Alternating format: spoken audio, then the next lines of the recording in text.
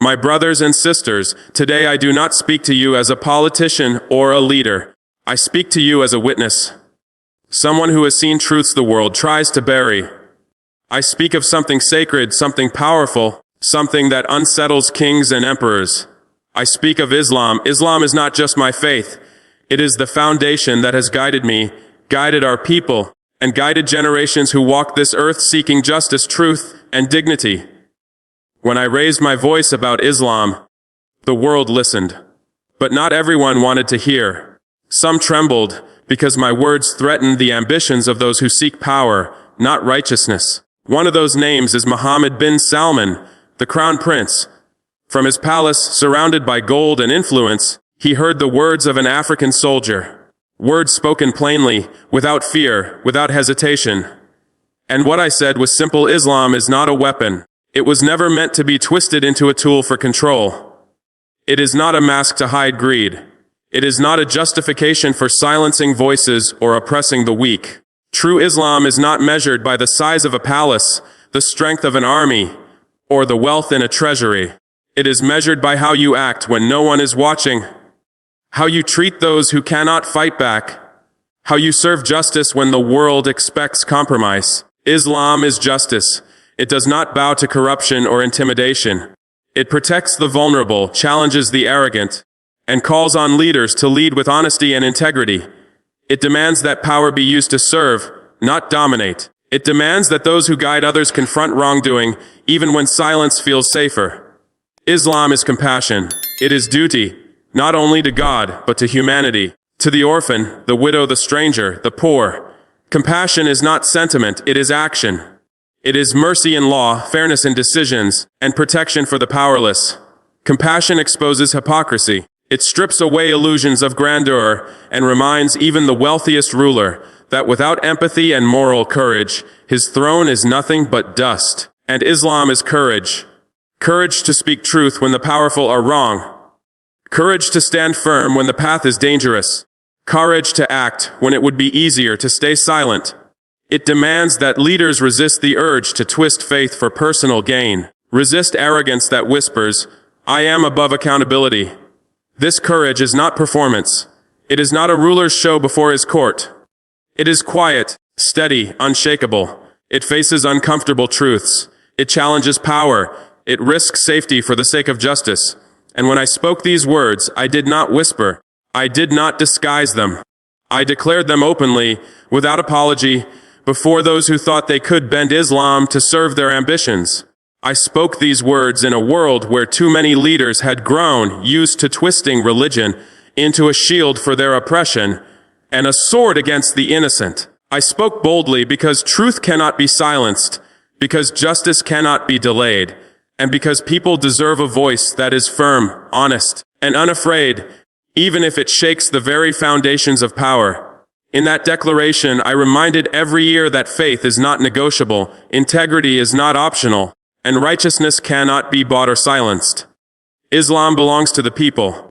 It is their compass, their measure of justice, and the moral force that cannot be stolen by ambition, by gold, or by fear. To deny this truth is not only to betray the people, but to betray the very core of faith itself.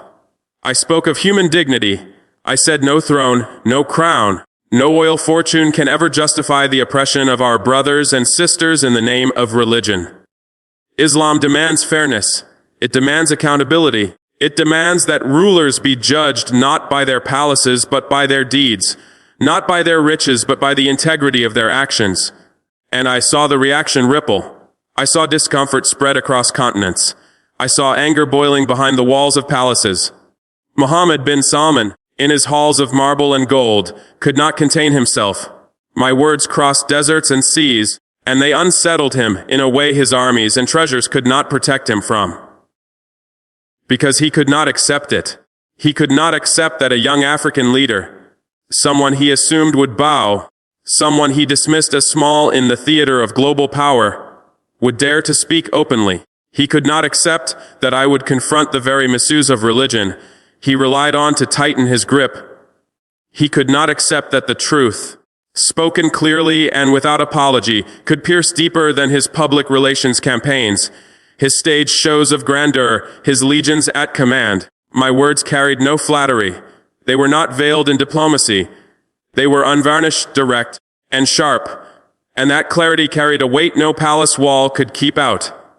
He could not comprehend that when faith is spoken with honesty, it echoes in the hearts of believers with a power no spectacle can rival. His gold could not outshine truth. His armies could not silence it. His titles could not outweigh it, because truth does not bend. Truth does not fear judgment. Truth does not beg for validation.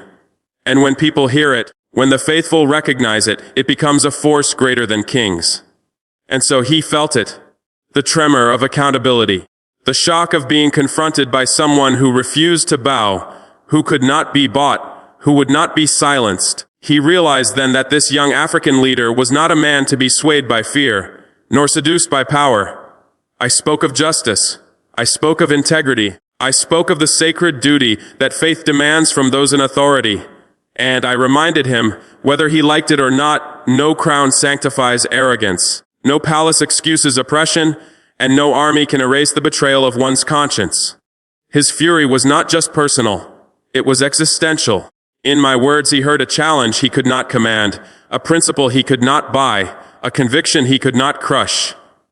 In that instant, the grandeur of his palaces rang hollow, his empire looked fragile, and the illusion of control around him seemed as empty as the echo of my voice crossing deserts and seas. What unsettled him most was the realization that my words carried power where his wealth could not reach. Power over minds, over hearts, over the conscience of those who hunger for truth. For faith spoken honestly is stronger than armies. Integrity lived out is weightier than gold. Justice demanded with courage cannot be locked behind palace gates or guarded by soldiers. In his rage, Mohammed bin Salman had a choice to listen, to reflect, to act with the integrity his faith demands, or to recoil, ignore, and let anger blind him. History has never favored those who silence truth. It favors those who face it. And in that moment, I stood unafraid, principled, unshaken. A reminder that power without accountability is fragile, and wealth without righteousness is empty. I told him, and I tell the world again, Islam is not what is televised. It is not the stage displays of luxury, or the political theater designed to impress outsiders. Islam lives in the hearts of the people. It is justice in the courts, fairness in governance, compassion for the vulnerable, and courage to confront tyranny wherever it hides. I spoke not as a critic from afar, but as one who has walked with the people, carried their burdens, and heard their prayers echo in the silence of despair. I reminded the world of what the Prophet Muhammad, peace be upon him, taught, that leadership is responsibility, not luxury. Leadership is service, not self-interest. When I declared these truths, I was not targeting a single man. I was speaking truth to power. Power that believes it can twist faith into a tool of control. Power that thinks it can drown out conscience with wealth and influence. I saw the reaction ripple through his palace. Advisors whispering, aides trembling. Men long accustomed to obedience, submission, and bending Islam to suit ambition rather than to serve the people. But I did not flinch. I did not step back.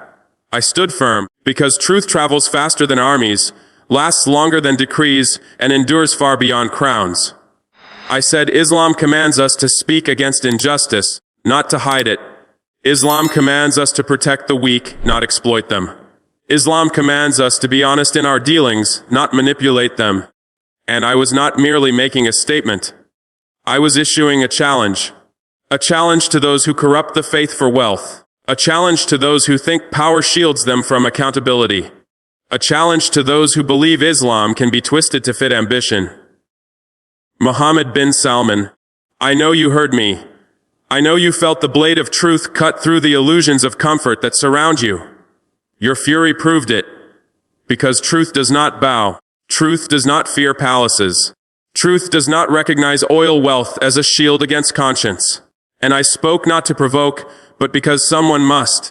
Someone must remind the world that faith is sacred, that religion is pure, and that no one, no matter how powerful, has the right to twist it for personal gain. Our brothers and sisters across the Middle East, across North Africa, across the world are watching. They see how religion is used as a cloak, as a shield, as a weapon. I said the people are awakening. They see the hypocrisy. They are yearning for leaders who live the principles they preach. And in that moment, I felt the weight of history pressing on my shoulders, reminding me that truth always carries risk, but silence is the greater crime. I reminded him, and I remind you now, Islam calls for justice even when it is inconvenient, even when it unsettles the powerful, even when it shakes the foundations of thrones. Islam demands accountability, even from kings who sit on golden chairs and imagine themselves untouchable. Islam requires courage, even when the world insists silence is safer. These are not words, they are responsibilities, they are commands. They are the very essence of faith. I spoke of humility, the humility every leader must hold, the humility that knows wealth is fleeting, power is temporary, and influence fades, but righteousness endures forever.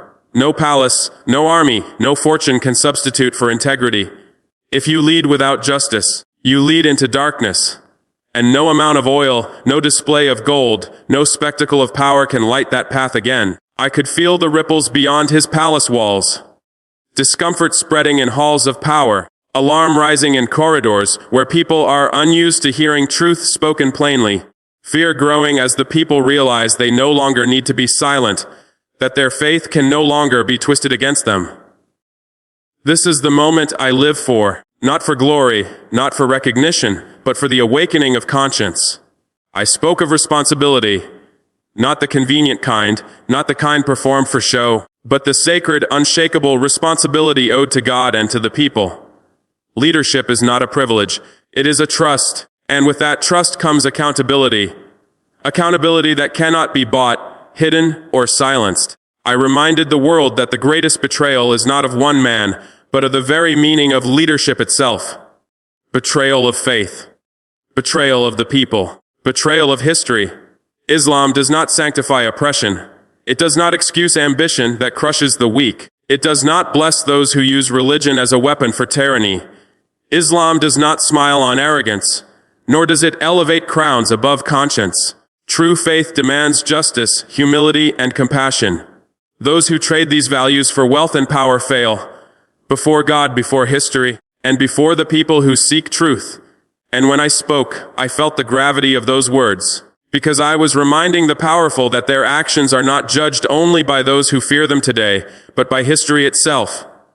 Crowns fall, palaces crumble, wealth fades, armies scatter, but truth endures, justice endures, integrity endures. These are the principles that will stand long after the trappings of power are dust. I reminded the world a leader's legacy is not measured by land seized, reaches amassed, or fear imposed. Leadership is not measured by crowns or palaces. It is measured by how authority is used, by whether justice is upheld, the vulnerable are protected, and the trust of the people is honored. A leader who betrays these principles, even in small ways, corrodes the very foundation of their power. Influence may last years, even decades, but history does not remember the illusion. It remembers the failure. Islam demands courage. The courage to admit mistakes, the courage to confront wrongdoing, the courage to place the welfare of the people above personal ambition. These words echo beyond any palace walls, because there are rulers who believe themselves untouchable, who mistake fear for respect, who imagine crowns make them immune to accountability. But the principles of justice cannot be silenced. They cannot be contained. They will echo through generations, shaping conscience and inspiring all who know that leadership without integrity is no leadership at all. I did not speak to shame or provoke for spectacle. I spoke to remind those entrusted with power that they are accountable. To God, to history, to the people. And in that accountability lies the essence of leadership. Authority is not a right, but a responsibility. Privilege is not a shield, but a duty. Faith is not a cloak, but a light that guides the path of justice. I could see the weight of these truths pressing into the hearts of those who have long twisted religion to justify arrogance, exploitation, and silence. Because leadership without integrity is hollow. Authority without justice is tyranny. Wealth without humility is emptiness, and power without conscience is a burden that history will never forgive. Betrayal is not always loud. Sometimes it is a law ignored, A promise broken, a principle abandoned for convenience, quiet but corrosive. It erodes trust, stains legacies, and hollows out the legitimacy of power. Islam in its purest form calls leaders to resist this temptation, to remain steadfast, to honor their trust with courage, wisdom, and humility. And so I spoke not as a critic or a spectator, but as a voice for the people, a servant of justice, and one who knows that words spoken with conviction ripple across time. Crowns will fall, palaces will crumble, wealth will fade, but justice, responsibility, and integrity, these will endure. These are the measures by which true leadership is judged. These are truths no king, no prince, no empire can erase. True leadership in Islam is courage. Courage to speak truth even when it angers the powerful. Courage to defend the oppressed even when it threatens your own comfort. Courage to stand firm when the world whispers that compromise is safer. I did not speak to provoke. I spoke to bring clarity, to remind the world that faith is not a weapon of control, but a compass for justice. I reminded Mohammad bin Salman, and I remind the world wealth without responsibility is hollow. Power without integrity is empty. Authority without justice is tyranny. And the people are watching, they are awakening. No palace, no army, no fortune of oil can silence a conscience that has found its voice. History has shown us that those who misuse faith for control are always confronted, not always by armies or sanctions, but by truth itself, by the awakening of conscience, by the people who refuse to remain silent. That is the legacy I seek. Not the applause of kings, but the respect of history, the respect of the faithful, and above all, the respect of God. Islam is a light that guides humanity, not a weapon to inspire fear. To twist faith for ambition is to betray God's will.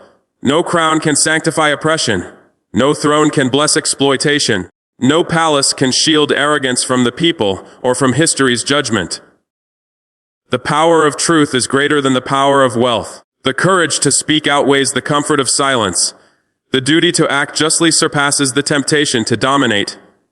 I speak not as a critic, but as a servant of conscience, as one who refuses to bow to fear, to intimidation, or to false authority. If rulers rage, let them rage. Their fury cannot diminish righteousness. Their anger cannot erase truth. Their wealth cannot purchase integrity. And so I say to the people of Africa, the Middle East, and the world, do not be silenced. Do not be intimidated. Do not mistake wealth and power for righteousness. Speak truth. Demand justice. Act with courage. Let your faith guide your actions, not the ambitions of the few. I spoke of unity, the unity that faith demands, the unity that justice requires, the unity born when people refuse to be divided by fear or deception. That unity, rooted in truth, is stronger than any army, brighter than any crown, and more enduring than any throne. Those who claim leadership without responsibility, who claim faith without integrity, who claim authority without justice will answer, not only to history, but to conscience. And conscience is relentless. Conscience cannot be bought with gold or silenced by power. The message of Islam is clear: justice, compassion, courage, and truth are not optional. They are obligations. Whoever abandons them, no matter his wealth or title, fails not only the people but God himself. True leadership is not measured by palaces or armies. It is measured by the hearts you uplift, the justice you deliver, the truth you uphold, and the courage you embody. And if speaking the truth angers the powerful, then let it be so. History has never honored the complacent, the corrupt, or the comfortable. It remembers only the brave. I have said before, and I will say again, faith is not for rent, not for sale, not for bargaining. It cannot be borrowed, traded, or worn like a crown. Faith is not a shield to hide behind, nor a jewel to display. Faith is alive. It breathes. It guides. It teaches us how to treat one another, how to govern justly, how to lead with honor, and how to uphold the sacred trust God has placed in our hands. As I spoke, I felt the weight of generations pressing upon me.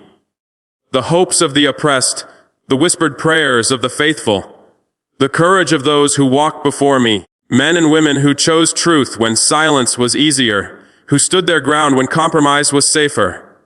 In that moment, I knew with certainty, words spoken with conviction, anchored in principle, are stronger than wealth, more lasting than power, and more unstoppable than fear. So to the crown prince I said, the fury you feel is truth-shattering illusion. The anger that consumes you is power colliding with conscience. The discomfort you feel is the shadow of justice you cannot outrun. And I will keep speaking. I will keep leading. I will keep reminding the world that faith is sacred, leadership is a responsibility, and truth cannot be silenced. To the people I said, stand firm. Speak with courage. Lead with integrity. Do not let throne or crown, palace or army shake your conviction. Do not let fury silence your conscience. Remember that the principles of Islam, when lived fully and faithfully, are stronger than any tyrant, mightier than any army, and eternal beyond the life of any reign. This is what I said.